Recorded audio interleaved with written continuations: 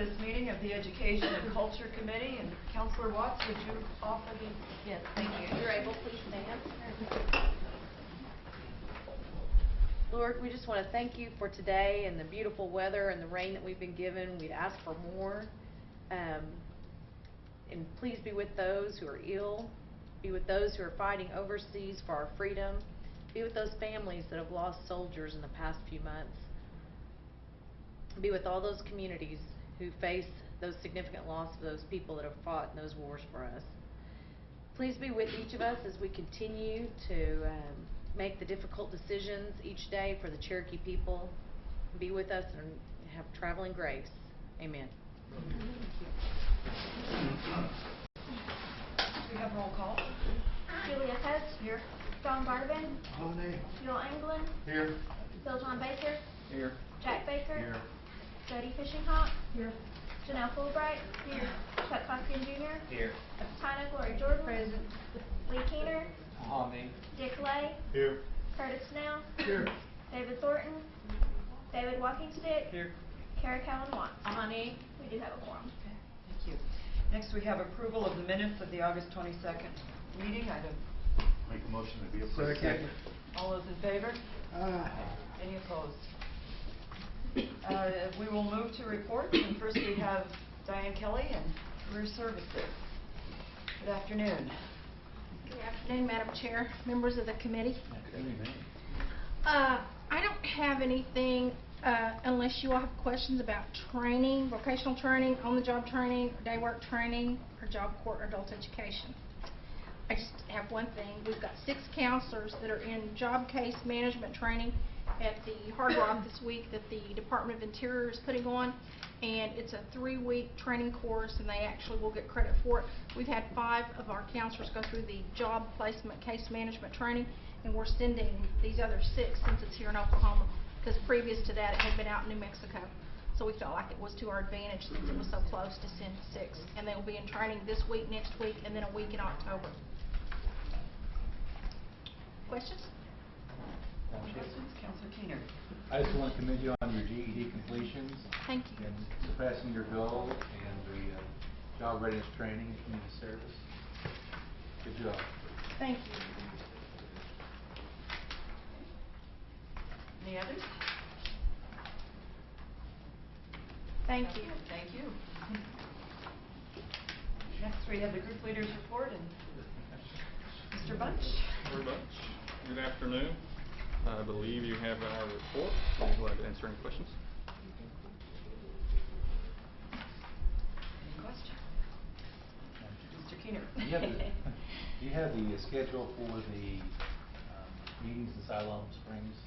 I can send that to you. It's this week, but I'll have to email that to you with the agenda on it. Yeah, do it, Yep, please. I'll certainly do that right after the meeting. Thank you.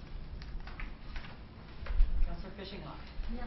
When will scholarship checks be going out this year for you? The scholarship checks, we've already uploaded quite a few of those. We're still in the process of, I think we have about 800 more to go. Okay, when will they be going out this year? Well, they're being uploaded, so they're already being processed. So that means the school's already getting them in the mail? Yeah, have we? 7 weeks. 7 weeks? Beg your pardon? 7 weeks now. Yeah. Check. So For they the just fall? go up as we get them processed. Then we upload that group, and like I said, there are about 800 more that need to be uploaded. Okay. So And we'll someone's get those already as soon as we can process them. Okay, thank you. Councilor Keener. Do you have a target date for when all those will be fulfilled? Or not really? Honestly, we'd like to have them already been completed, but we're working as fast as we can. We've processed quite a few more this year than in the past, but we are working just as fast as we can to get that completed. Actually, the ladies have also worked a lot of overtime and weekends, so we're doing our best. Did most scholarship recipients comply with the date? There were some that did not, just like in years past, but we've been hearing appeals. We're still hearing appeals. There were some that didn't send in their acceptance letter, and that's part of the process too. That's slowing it down is because we're having to call them and say, you know, are you going to accept the award? If so, please let us know immediately so we can process the paperwork and get those uploaded. Can I ask 2013 semester, you'll continue the process of calling them, or will that policy going to end after? Well, that part, as far as calling them and on the acceptance, it may continue, but we do expect a much better process because we're going to a digital process to where on the actual applying for the scholarship will be completed online or in our office, and that will cut down on some of the errors and the late things and some of the incomplete applications. So I expect a much better process in place this next year. So we're pretty excited about it. Very good. Thank you, Madam Chair. Any others? Thank you. We have Head Start, and I saw Verna Thompson here. Good afternoon. Hi. I'm here to answer any questions you might have from my written report. Are there any? If no questions, I have an invitation for our annual Thanksgiving dinner at the Head Start conference room. If you all want to schedule it now, let us know next month. Last year it conflicted with NCAI, and you all had to change it, and we were at our conference and couldn't do that, so it's been a year before last month. So let me know next month what you all decide. Shelley tells me she thinks we have already scheduled it, and Oh, you've we already haven't decided scheduled it. yet. So Good thank deal. you very much. It's become tradition by now. Thank you. Thank you. Thank you. Next is leadership, and Todd Enlow. Good afternoon. Good afternoon. Thank you very much, Madam Chair. I have submitted my report, also passed out 2 documents there. That's been the recurring question on the employment data. The first is a listing of all the positions that were filled during the month of August, and which group and the ethnicity and the hire date were included in on that. And that's what I've been providing for the last 3 months. And then the other is a chart that shows the breakdown by month for this fiscal year and the percentage, the Cherokee versus non-Cherokee hire each month. So the Cherokees are represented in the blue, non-Cherokees are represented in red, and the line chart that represents green represents our total Cherokee citizen representation in employment throughout the year. So in October, we started out with 79.88%. We've gone up, and we're now at 80.23% total employment. So that kind of gives you a running total and a glance of how we're doing month to month. So that's what I've been providing in addition to just the normal report. Councilor Walkingston. It said in July, I guess there was a pretty high turnover there. It was average is 80%, and then in July it's 59%. Was those due to termination, or who was quitting, or? No, this is actually every time we have the opportunity to hire somebody. This is if we make a selection of a Cherokee in that position or not. And so 59% of the employees that we hired in the month of, which is about 45, so somewhere around half, a little more than half, were Cherokee. We've been trending about 80 to 90%, and so the month of July we actually took a little bit of a dip, and that's one of the things we're trying to research and find out which positions, and is it a time of the year thing. But I can tell you in August we're actually trending back up, so in July just took a dip for us. Okay. Our turnover rate is somewhere around 11 or 12% total for the year, which is pretty consistent with industry standards. Actually, a little better than industry standards.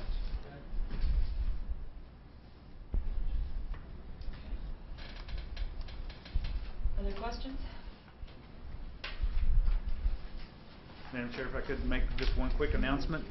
I sent out an email last week regarding our care packages for troops. We're partnering with our businesses, with the CATA community organizations and our employees, and it's through Service Sundays where education Northeastern State University and Sequoia Schools are collecting supplies for our troops. And so I wanted to make mention of that. Counselor Watts had emailed me about that. She was interested in getting several people in her community engaged in that process. If you have something you want to make sure that our troops get, you can feel free to email me or Chris Welch, and we'll get it collected, or a drop-off point. But there are drop-off points at every clinic, at Sequoia Schools, at the main complex in Cherokee First, and we're working on a couple other locations, but those are drop-off points now. And then the CAUTA organizations are collecting as well. Okay. Thank you. Counselor Watts? Thank you, Madam Chair. I had a couple of questions.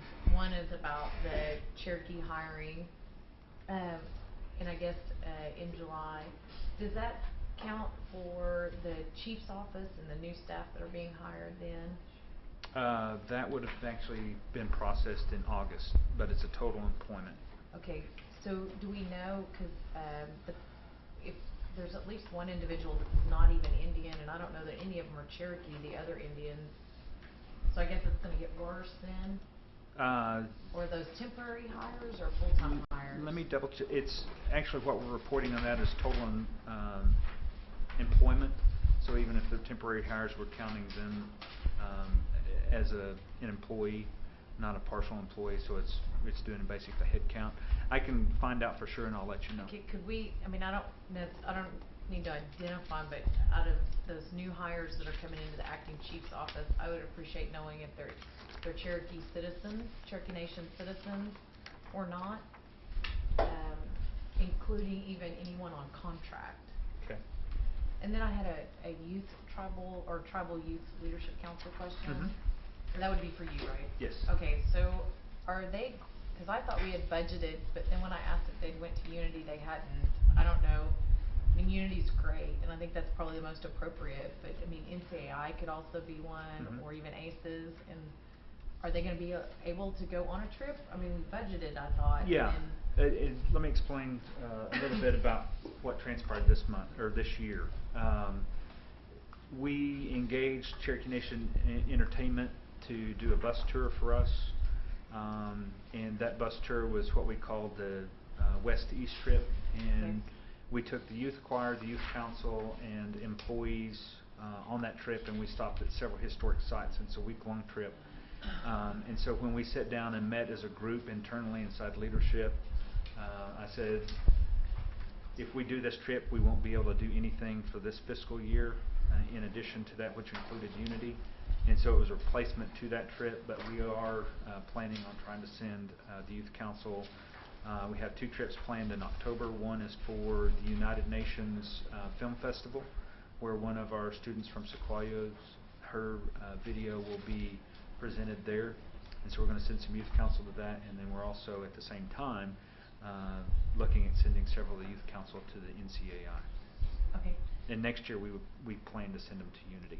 So I guess as a follow-up question, will all the youth council, assuming they're doing at least some minimal portion of their job and showing up for meetings and such, are they all going to be open? Because I know to attending a trip, because in the past it was designated to a few favorites, and that was problematic. It's open based on their schedules. So if they Okay. can attend, they are eligible to go, as long as they are making meetings and living up to their community service. Okay, very good. Thank you. And just a note on your question, I believe the questions you asked about citizenship and employment should actually be on this month. So I see 2 positions. Nope. I was looking in that group. I'll go back and I'll double check that. Thank you. Counselor Fishinghawk? I thought I had a question. You handed out this sheet that showed whether it was Indian, white, UKB, Choctaw, whatever they hired in positions. Mm-hmm. And I'm looking at them. And can you tell me if you've talked, because I know we've talked about it in committee with Diane Kelly, about like the nurses, the dental hygienists, the phlebotomists, how we train them, give money, train them, send them to school, and why health is not hiring them? Have you got with anybody on that? Not specifically on those particular positions. the month of July, several of those positions were health-related, and so we're trying to do some additional research and find out with our application tracking company how many were qualified Cherokees that were eligible for the panel, and then of that, which ones were interviewed, and so we're trying to find out more details of if we're not selecting Cherokees, why is that? I've had a complaint before from one of them that didn't get hired that said that on our applications, we request, when they come out of school, we request a year or two or what have you of experience. Well, if we're sending them to school, why are we putting that hurdle in their way? Because why don't we hire them instead of, and give them the experience? Could you please I could check with Melissa and discuss that with her. Yeah, pull the job description, because I'd like to know if they're putting that on There are some, we do have some positions that, and this kind of gets into HR's realm more than I know of, but I will check with Melissa and talk to Michael about that as well. Find out from them in HR why they are doing that. Okay, thank you. Any others? Thank you very much. Thank you. Today we also have our quarterly report from Cultural Tourism, and Molly Jarvis is with us.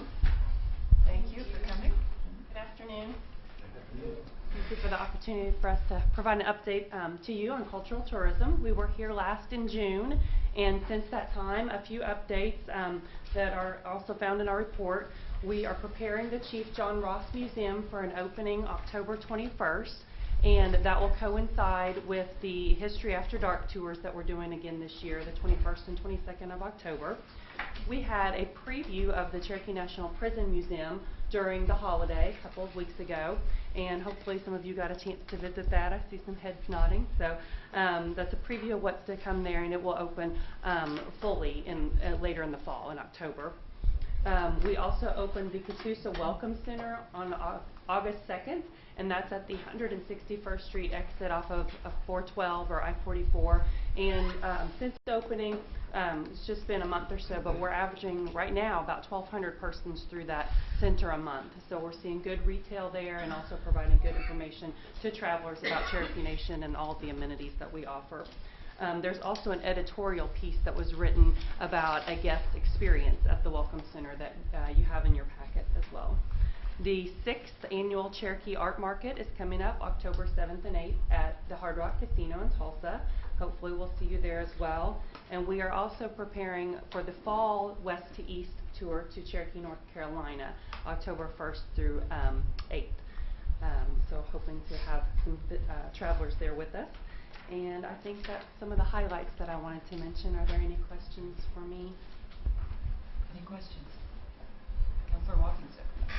I just want to, I take about 100 students from Muskogee Public Schools to the Cherokee History After Dark, and that is a really good program you guys do. Great educational, and it is age appropriate, secondary levels preferably, but you guys do a good job with that. Thank you. I think you'll really enjoy the museum. That'll be a nice feature during this Oh one. yeah, definitely. Yeah. Councilor Peter? Yes, I know you're working on the website. Yes. Is that a tarot vendor you're using? It is. Yeah, it is a tarot vendor. There. I thought it was, but I believe it's 3C is the name, I believe, or C3. Do you remember, Travis? I'm leaning towards Travis Owens here, who's with me. 3C. C3? C3. But yes, they are a tarot vendor. Okay. Yes. And then I also wanted to compliment your group on the prison too. And I did get to see it during the holiday, and another really good job right on par there with the Supreme Court building. And all of that goes to Travis Owens, who is a principal in designing the museum and making sure we have the appropriate information there. Good job, Travis. Thank you, Madam Chair. Councilor Walkingston.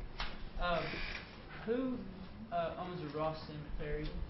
Who owns it? Yeah. There's actually a Ross Cemetery Association. Okay. And so we partner with them. So they're the stakeholders. Now you guys charge, is it $5 a head to get in Yeah, for the the tour? Mm-hmm. Yeah. I had some complaints from some constituents about they feel they have I guess ownership or stake into the cemetery, and they think that you guys are just getting rich off people's profits. I mean, off the profits. How much are you guys making? Are you guys just getting even, or? And part of that goes to, we have partnered with the Heritage Center, so part of those costs include keeping the Heritage Center open at night, having staff there and personnel running the bus. We've had storytellers that have been with us through that program at the Heritage Center. We'll do the marshmallow roasting, so there are some costs associated with the program in addition to just people walking through the cemetery. So are you guys breaking even, you think? I can give you I would say if we're breaking even, we'd be doing good. I can give you a full analysis. That's all I need to know. Yeah, we're not making a profit. Okay, that's all I need to know. Yeah. Thank you. Counselor Garvin. Thank you, Madam Chair. On the trip to North Carolina, is the bus about full, or you still have some seating left? We do still have some seating. I think that there are some individuals who are waiting to determine the funding requirements. So I think right now we have about 20. The capacity is 40 to 45 comfortably. Yes, we do have some space available still. Thank you, Madam Chair. Counselor Fulbright. Yes, thank you. I have something I would like for you to check into. On the occasions that I was lucky enough to get to go to Cherokee, North Carolina, I have bought several of the silk scarves with the Cherokee silver. And I know that it says made in China, but every time I'm not rich enough to give them to all my friends and constituents who want one, and I think it would be a hot seller because. And we are about this close to having them in our retail stores. It's been a real struggle to search for a vendor for the ties and scarves.